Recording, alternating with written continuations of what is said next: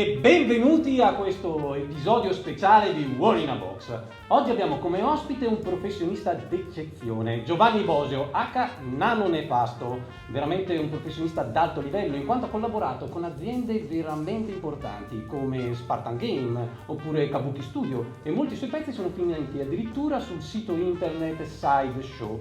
Figurinista importante, ma figurinista cosa significa? Riesci a spiegarlo? Allora, se lo domandassimo a mia moglie, io pitturo nanetti, così non è. Dipingo miniature, ovvero modelli in varia scala, di solito rappresentanti soggetti umani, come appunto in questo caso le nostre due signore, e che possono essere realizzati sia per privati collezionisti che amano tenersi in vetrina a guardare proprio per una collezione vera e propria, che appunto per aziende come tu hai citato prima, per eseguire poi quelle che sono le box art, ovvero le fotografie da mettere sul packaging dei modelli da vendere o da mostrare su cataloghi, siti web e via dicendo.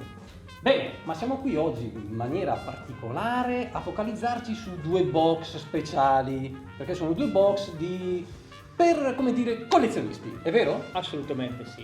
Allora, ho avuto l'onore e il piacere di lavorare su questi due fantastici modelli, onore in quanto il concept art realizzato da Paolo Parente e qui non servono presentazioni. Il piacere in quanto quando posso lavorare su dei modelli ben fatti, sia dal punto di vista appunto dell'estetica, ma soprattutto dal punto di vista della scultura, il lavoro viene in automatico ed è un piacere in tutto e per tutto.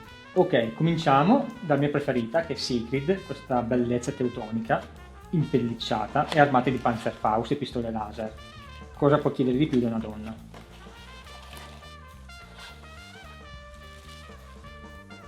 Normalmente quando vengono realizzate miniature in resina particolari che hanno una geometria che tende ad essere più lunga che avere una sezione importante, quindi comunque particolari filiformi tipo aste e via dicendo, tendono ad essere deformate. In questo caso potete vedere che è praticamente perfetta. Quindi questo qui consta che comunque c'è stata una cura molto particolare in fase di stampa dei tempi di asciugatura della resina per evitare le deformazioni. La cosa interessante di queste miniature è la possibilità di poterle assemblare con varie opzioni, in questo caso due. Nel caso di Sigrid la possiamo avere armata appunto come da packaging con Panzerfaust e pistola laser oppure con due pistole laser. Da notare poi la chicca per la quale a seconda di come lo assemblo posso fare le fondine vuote o piene.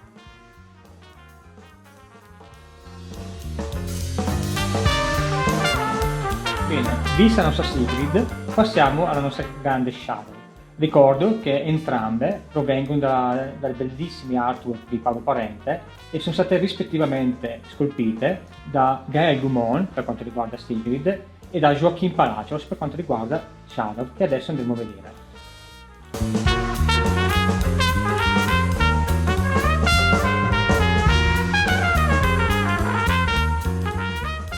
Anche qui faccio subito notare la complessità e la perfezione degli incastri, cosa assai rara in questa tipologia di modelli, talmente perfetti che una volta applicata la gamba non c'è neanche bisogno di stuccare, talmente la chiusura è fatta in modo preciso ed ermetico. In questo caso sarà poi a chi andrà ad assemblare o dipingere questa miniatura sbizzarrirsi nel poter fare le due versioni, quindi con katana piuttosto che mitragliette, o comunque fare un mix di entrambe, quindi katana e mitragliette e via dicendo, e quindi le opzioni comunque per assemblarla permettono di personalizzare a seconda dei propri gusti questo modello, che a mio avviso comunque dà il massimo dal concept art originale con le due katane esposte. Ma a proposito Giovanni, ma qual è la tua armata preferita? Mi mandi in rosso in questo momento, devo pensarci. Vabbè, allora prima di salutarci però vogliamo chiedere sempre a Giovanni dove lo potremo incontrare prossimamente. Sicuramente quest'anno mi troverete al Model Expo Italy di Verona, poi al Pre di Modena e al Luca Comics and Game. Bene, allora che dire ragazzi? Pronti al lancio e Seguiteci. se lo dice lui.